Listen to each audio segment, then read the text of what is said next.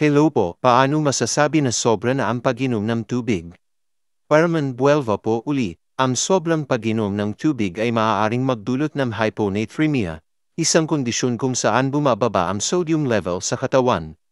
Mga palatandaan at sintomas ng sobrang pag-inom ng tubig. Una, frequent urination. Ayon sa Journal of Clinical Endocrinology at Metabolism, ang madalas na paghihi ng higit sa 8 beses sa isang araw ay maaaring indikasyon ng sobra-sobrang pag-inom ng tubig. Pangalawa, clear urine. Ayon sa Cleveland Clinic, ang sobrang pag-inom ng tubig ay maaaring magresulta sa napakalinaw na ihi na nagpapahiwatig ng overhydration. Pangatlo, swelling and discomfort. Ayon sa New England Journal of Medicine, ang hyponatremia ay maaaring magdulot ng pamamaga at discomfort dahil sa fluid retention.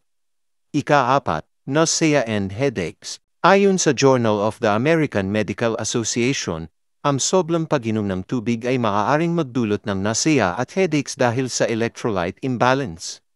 Ika-5, confusion and seizures. Ayon sa Journal of Clinical Neuroscience, ang severe hyponatremia ay maaaring magresulta sa confusion, seizures, at sa malulubhang kaso o coma. Ingat po palagi. God bless po.